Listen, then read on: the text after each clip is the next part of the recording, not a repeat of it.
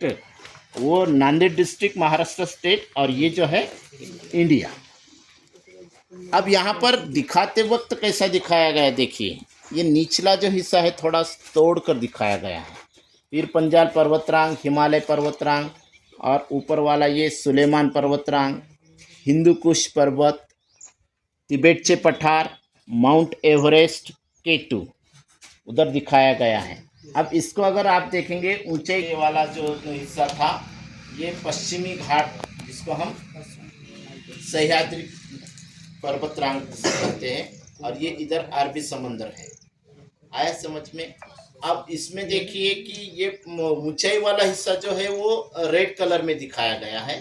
जैसे कि सर ने आपको बताया था कि ये जो पठारी प्रदेश है, दक्कन का पठार, उसके बाद आप देखिए अरवली पर्वत के नीचे का जो हिस्सा वो वहाँ पर भी दिखाया गया है, गोदावरी का हिस्सा भी दिखाया गया है। यहाँ पर पूर्व घाट का जो है, जैसे हमने इधर पश्चिम घाट देखा है उस तरीके से इधर पूर्व घाट, ईस्ट और वेस्ट। आया समझ में? वहाँ पर सरोवर का जो हमने सबसे पहले इसमें देखा था वो चिल्का का, जो सर ने बताया था, चिल्का सरोवर उड़ीसा। और ये जो छोटा नागपुर पठार, वो वाला हिस्सा दिख रहा है वहाँ पर।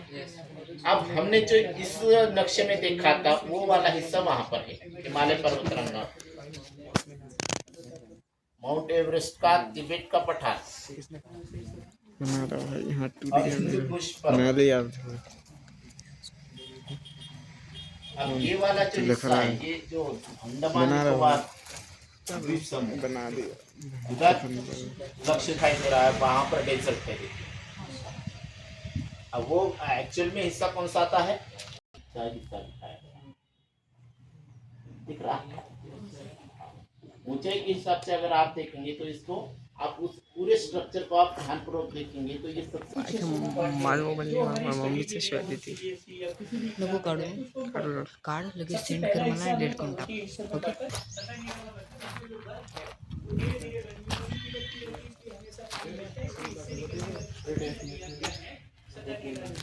वीडियो काटा है वही करते हैं हां इधर रेडी